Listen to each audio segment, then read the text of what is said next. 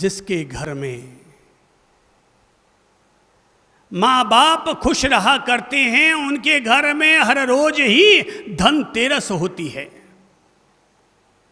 जिनके घर में पत्नियां खुश रहती है, पत्नी खुश रहती है, उनके घर में रोज ही रूप चौदस होती है। इसलिए हम लोग कह दिया करते हैं कि लाइफ को अगर सुखी रखना है तो पहले वाइफ को सुखी रखना शुरू कर दो। वाइफ सुखी तो तेरी लाइफ भी सुखी है। और वाइफ अगर अंदर से तड़प रही है तो तुझे जो रोटियां खाने को मिलेगी वो भी तड़पती हुई रोटियां ही मिलेंगी। और जिन रोटियों में पानी के बजाय आंसू भिगोए गए हैं वो रोटी कभी भी हमारे लिए फलदायी नहीं हो सकती। तो क्या करो? पहली लाइन मैंने क्या कही कि जिनके घर में माँ बाप को खुश रखा जाता है उनके घर में रोज ही क्या होती है? धनतेरस होती है। जिनके घर में पत्नी सुखी रहती है उनके घर में रोज ही रूप चौदस होती है। और जिनके घर में भाई बहन और बच्चे खुश रहा करते हैं उनके घर में तो रोज ही दिवाली हुआ करती है। रोज ही दिवाली होती है। जिनके घरों में भाई बहन बच्चे सब हिल मिल के रहते हैं, सारे लोग खुशी से जहाँ पर रहा करते हैं वहाँ पर तो रोज ही दिवाली हो जाया करती है। अमीर होने से दिवाली रोज नहीं मनती कि गरीब होने से होली रोज नहीं जलती। अमीरी और गरीब तो उतार चढ़ाव है। अमीर आदमी कभी गरीब बन जाता और गरीब आदमी कभी अमीर बन जाता है। लग्जरी कार पर चलने वाले आदमी की कार हाईवे पर खराब हो जाती है तो बेचारे को पैदल ही तो नंगे पांव चलना पड़ता है। तो सभी के सारे दिन एक जैसे नहीं रहते हैं, पर परिवर्तन आ सकता है। केवल चाहिए दिल बड़ा। और जहाँ पर दिल बड़ा होता है वहाँ पर केवल घरवाली को ही नहीं निभाया जाता बल्कि सारे घर वालों को निभाया जाता है। दिल ज्यों ज्यों छोटा होता है त्यों त्यों हम केवल घरवाली पर केंद्रित हो जाते हैं, पर दिल अगर बड़ा होता है तो पूरे घर वालों को निभाया जाता है, पूरे घर वालों को निभाया जाता है। अब समस्या थोड़ी सी तो आई है आज के युग में, और समस्या ये आई है कि परिवारों में टूटन हुई है। लोगों ने माँ बाप की तरफ ध्यान देना कम किया है। भाई बहनों के साथ रिश्तों में अब कमजोरी आई है। केवल होली दिवाली राखी त्योहार पर ही भाई बहन याद किए जाते हैं। भाई टूटन तो आई है, तो टूटन आने की वजह क्या हो सकती है? 2 मिनट पहले तो हम ये देख लेते हैं कि हमारे घर परिवार में टूटन आने की वजह क्या हो सकती है। परिवार में आदमी रहता क्यों है? 3 कारणों से। पहला कारण है व्यक्ति भावना के कारण व्यक्ति परिवार में रहता है।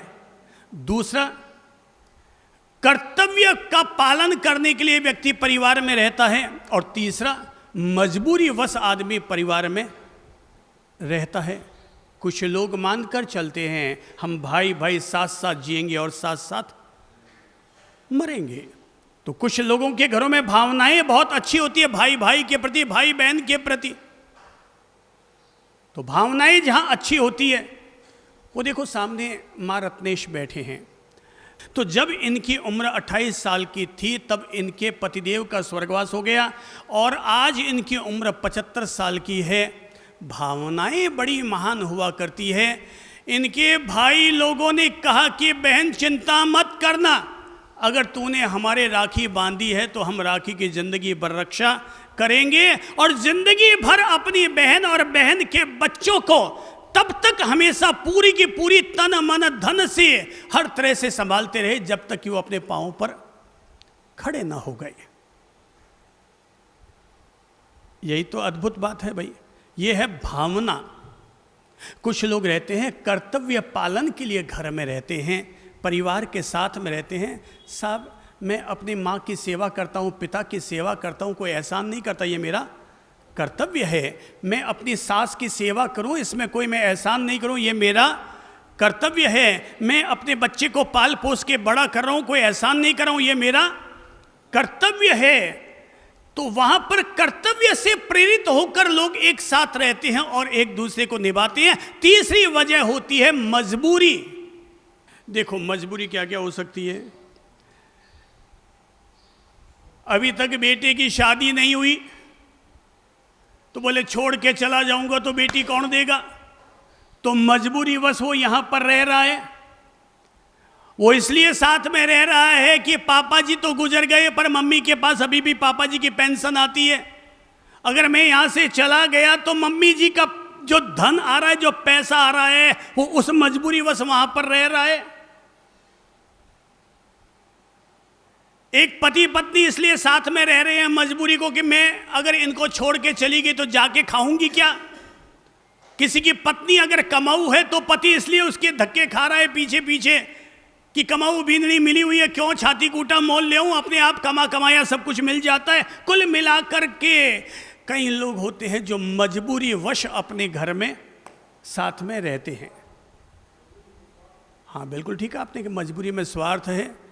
भाई ये स्वार्थ पैदा होता है तभी तो घर में टूटन होती है। और जब तक स्वार्थ पैदा ना हो तो एक भाई रह रहा है जंगल में, एक भाई रह रहा है राजमहल में, मगर फिर भी उनमें प्रगाढ़ संबंध बना हुआ रहता है क्योंकि दोनों के बीच में स्वार्थ नहीं आया है। मां ने तो कोशिश की थी कि मैं अपने स्वार्थ की पूर्ति कर लूं, पर उनके भीतर स्वार्थ पैदा ना हो पाया, इसलिए मां से टूटना कबूल कर लिया, पर भाई भाई ने आपस में बिछुड़ना कबूल नहीं किया। और महान तो इतने निकले कि जब एक भाई जंगल में था तो दूसरा भाई अपने बड़े भाई की खड़ाऊ लेकर के अपने राज्य का संचालन कर रहा था। ये है जहां स्वार्थ नहीं होता वहां पर हमेशा समर्पण ही होता है। इसलिए परिवार कायदे कानून का नाम नहीं है, परिवार एक व्यवस्था का नाम है। परिवार किसी तरह के संघर्ष का नाम नहीं है, परिवार समाधान का नाम है। परिवार में किसी का शोषण नहीं होता बल्कि परिवार में सबका पोषण होता है। परिवार में किसी का अपमान नहीं होता बल्कि सबका आदर और सम्मान होता है। परिवार में केवल एक जेब नहीं भरी जाती बल्कि परिवार में सबके जेबों का और सबके हितों का ख्याल रखा जाता है। इसलिए परिवार मानव समाज के द्वारा इसका जो निर्माण किया गया कि साथ साथ रहो, साथ साथ चलो, संगच्छध्वम संवदध्वम, संग वो मनांसी जानताम, सब साथ साथ रहो, साथ साथ चलो, साथ साथ जियो। हर व्यक्ति का एक ही संदेश होना चाहिए अपने परिवार के लिए, हम सब साथ साथ हैं। कोई परिवार कितना भी बिखर गया हो, भाई भाई बिखर गए हों, तब भी भाई बहनों को सबको साल में एक दिन तो परिवार में इकट्ठा होना ही चाहिए।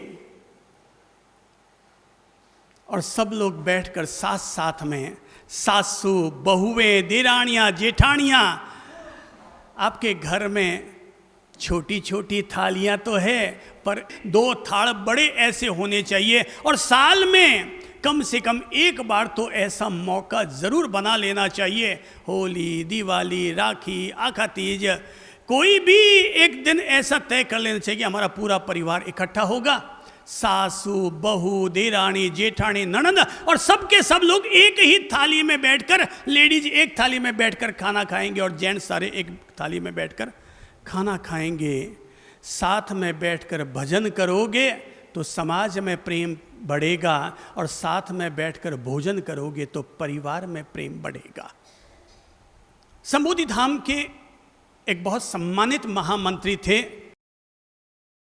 जिनका स्वर्गवास हो गया, श्री महेंद्र जी लोढ़ा। बड़े सिस्टमेटिक जीने वाले आदमी थे और उनका जीवन भर का ये नियम, प्रेरणा लीजिएगा, परिवार किस तरह से एक सूत्र में बंधकर रहता है। लग गई होगी हमारी कोई बात और उन्होंने तय कर लिया होगा कि अब हम घर में सारे लोग दिन में एक बार तो साथ में बैठकर खाना खाएंगे। इसलिए वो शहर में कहीं पर भी किसी भी मीटिंग में बैठे हों, 12:25 होते तो तत्काल उस मीटिंग से खड़े हो जाएंगे और घर का निर्णय जो जहां है शहर में, कोई धंधा कर रहा है, कोई ग्राहक बैठा है, कोई दुकान में बिल्कुल व्यापार का लेन देन चल रहा है, 12:25 होते ही वो अपने जहां है वहां से रवाना हो जाएगा और 12:35 पर अपने घर पहुंचेगा, हाथ धोएगा, 2 मिनट सब हिल मिल कर रहेंगे और 12:45 होते ही घर के समस्त लोग साथ में बैठ कर के खाना खाते थे। सप्ताह में 7 दिन नहीं, महीने में 30 दिन नहीं, बल्कि साल में 365 दिन साथ में बैठकर खाना खाते थे। तय कर रखा था कि दोपहर का भोजन तो हम सब लोग साथ में ही करेंगे। तो दोपहर का भोजन जहाँ साथ साथ होता है वहाँ प्रेम चारा अपने आप बढ़ता है। अगर दिन में एक बार हम आपस में मिल लिए, सुख दुख की बातें कर ली, पिता ने पुत्र को, पुत्र ने पिता की थाली में खाना परोस दिया, अंदर के सारे मनोमालिन्य दूर हो जाते हैं और अपने आप हमारा हार्दिक प्रेम, आत्मिक प्रेम बढ़ जाता है। आप भी 24 घंटा में एक बार साथ में बैठकर भले नाश्ता कर लो सुबह का, भले खाना खा लो दोपहर का, या दोपहर की चाय पी लो, जो आपको ठीक लगे, लेकिन 25 मिनट का समय ऐसा निर्धारित कर लो। हम धंधा करते होंगे 8 घंटा, 10 घंटा, 12 घंटा, कम से कम अपनी फैमिली के बीच में 20 मिनट के लिए साथ भी तो बैठ जाओ। हमारी फैमिली के लिए तो एक ही मैसेज होना चाहिए, सबके लिए एक ही मैसेज होना चाहिए और वो होना चाहिए माई फैमिली हैप्पी फैमिली। मेरा परिवार सुखी परिवार, मेरा परिवार सुखी परिवार। भाई मेरे परिवार में हो सकता है करोड़ों अरबों ना हो, पर अपना सबका परिवार तो ऐसा होना चाहिए कि मेरा परिवार सुखी परिवार। हर व्यक्ति अपने घर के ब्रह्म केंद्र में मेन गेट के अंदर की तरफ एक लाइन जरूर बड़े अक्षर में लिख दे, मेरा परिवार सुखी परिवार। पढ़ने दो, अपने भाई को भी पढ़ने दो ये लाइन, अपनी बेटी को भी पढ़ने दो, अपनी बहुरानी को भी पढ़ने दो, अपने पोते को भी ये लाइन पढ़ने दो। जैसे कोई धर्म मंत्र व्यक्ति का कल्याण करते हैं, वैसी ये लाइन भी परिवार के लिए कल्याणकारी साबित होगी कि मेरा परिवार सुखी परिवार, माई फैमिली हैप्पी फैमिली। तो हमारे लिए पहला मैसेज बन जाना चाहिए, हम सब साथ साथ हैं, साल में एक बार ही सही साथ में बैठो, हिलो खिलो मिलो, मटर गश्ती करो, साथ में बैठकर भले ही प्रार्थना करो। और जब सब लोग खाना वाना खा के खड़े हो जाए ना, तब अपना एक फैमिली फ़ोटो ज़रूर खिंचवाना। उस फोटो में केवल एक ही पोजीशन बनाना, केवल एक ही पोज बनाना, और वो पोज होगा सबका मुट्ठी बांध करके हाथ ऊपर, और केवल एक ही नारे के साथ फोटो खिंचवाना, हम सब साथ साथ हैं, हम सब साथ साथ हैं, हम सब साथ साथ हैं। एक फैमिली फ़ोटो।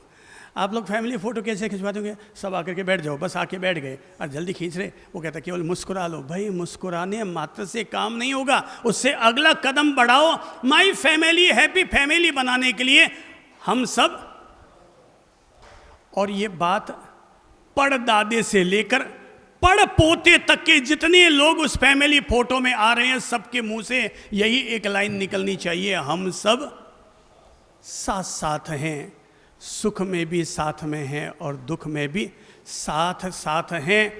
कोई करके देखे और तब पता चलेगा कि जब दुख की घड़ी आई तो उनमें से कितने लोग साथ में हमारे खड़े मिले। साल में अगर एक बार भी हमने ये फैमिली फ़ोटो खिंचवाया कि हम सब साथ साथ में हैं, और अचानक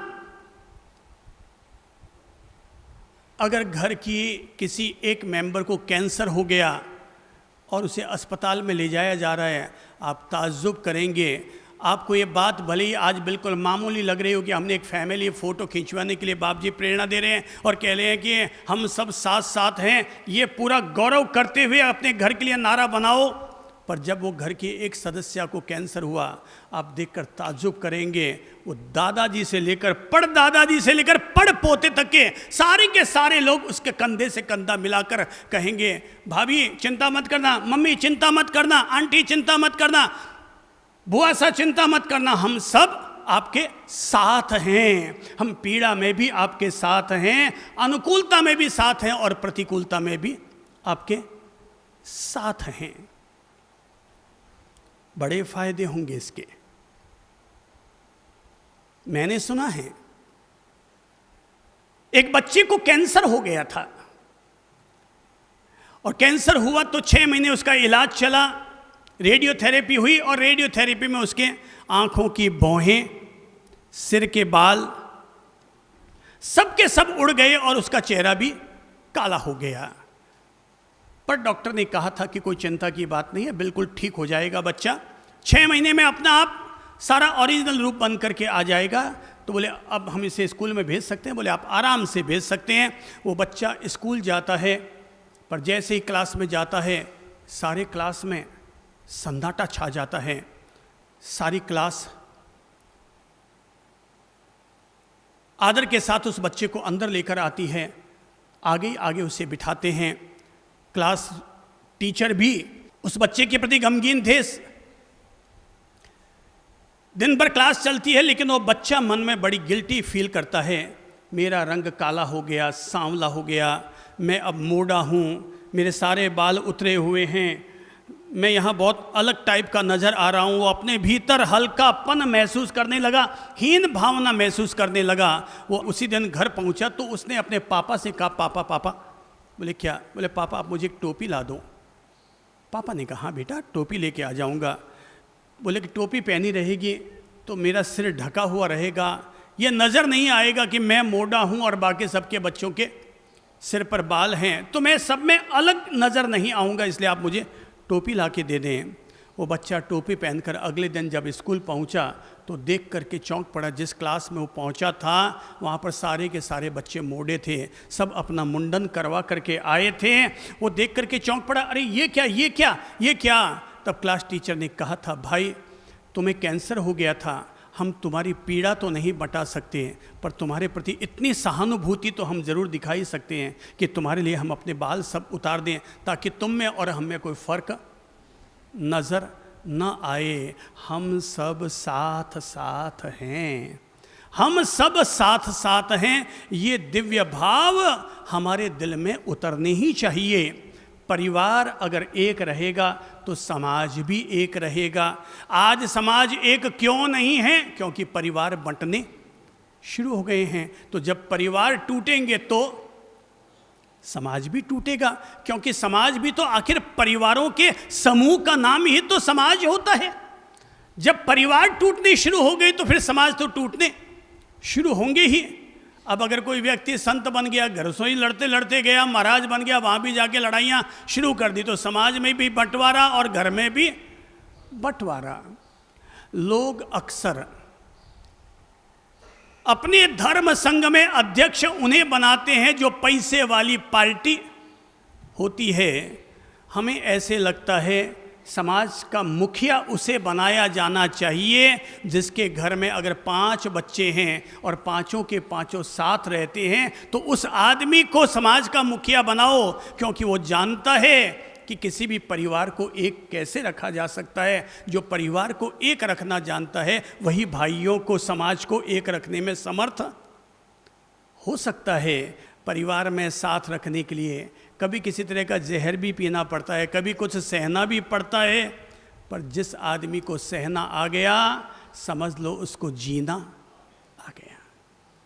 उस व्यक्ति को जीना आ गया जिस आदमी को सहना आ गया। हमारे यहाँ परिवार के टूटने की 3 वजह मैंने कही। नंबर 1 है भावना, नंबर 2 है कर्तव्य और नंबर 3 है मजबूरी, जिसके कारण हम लोग परिवार में रहते हैं। परिवार में रहने का एक और नजरिया होता है। पहला है सुख, दूसरा है सुविधा और तीसरा है सुरक्षा। इन 3 वजहों से व्यक्ति परिवार में रहता है। पहला है सुख, अलग अलग हुआ तो नमक भी महंगा पड़ता है तो पहला है कारण सुख, दूसरी है सुविधा। दो भाई अगर साथ साथ रहेंगे तो सुविधा बड़ी रहेगी। अगर किसी एक भाई को कहीं जाना है तो दूसरा भाई उसको संभाल लेगा। एक देरानी के तकलीफ आ गई पर देरानी जेठानी साथ में है तो देरानी को चिंता की ज़रूरत नहीं है, उसके बच्चों को संभालने के लिए जेठानी साथ में है। तो साथ में रहने का कारण एक सुविधा भी होता है और तीसरा है सुरक्षा। साथ साथ रहेंगे तो सुरक्षा भी रहेगी। और नहीं तो जैसे आप सब लोग यहाँ आए हैं, पीछे अगर परिवार में एक सदस्य है तो घर पूरा सुरक्षित है, और सब के सब अगर निकल गए तो पीछे कोई भी हादसा हो सकता है। तो परिवार में रहने की तीसरी वजह हमारी सुरक्षा भी बन जाती है। कारण जो भी रहे होंगे, पर आजकल जो आपस में हम लोग टूट रहे हैं, अब जरा देखें इसकी वजह ढूंढें। एक वजह मुझे समझ में आ रही है कि हम लोग बहुत अच्छे उच्च शिक्षित हुए, ग्रेजुएट, पोस्ट ग्रेजुएट और उससे भी आगे की हमने पढ़ाई की, बहुत अच्छे पढ़ लिख गए तो हमारी ख्वाहिशें बहुत ज़्यादा बढ़ गई। अब ख्वाहिशें बढ़ गई तो लोग परदेशों में जाकर के, विदेशों में जाकर के बस गए। तो विदेशों में जाकर के बस गए तो वहाँ भौतिक संसाधन बहुत ज़्यादा अनुकूल होने के कारण लोग फिर वही जाकर के बस गए और यहाँ से वो लोग टूट गए। स्वार्थ भी पैदा हुआ जिसके कारण व्यक्ति आपस में टूटा। व्यक्ति पहले मां केंद्रित, पिता केंद्रित जीवन जीता था, अब व्यक्ति पत्नी केंद्रित और पति केंद्रित जीवन जीने लग गया है। अब व्यक्ति संतान कम रहा है। संतान का बोध अगर बना हुआ रहता तो हम पिछली पीढ़ियों को निभा लेते, पर हमने संतान का भाव तो खत्म कर दिया। पर व्यक्ति उस पर जाकर के जब केंद्रित हो गया तो केवल मियाँ बीवी बच्चा, बस ये MBBS, ये छोटी सी इंसान की दुनिया रह गई।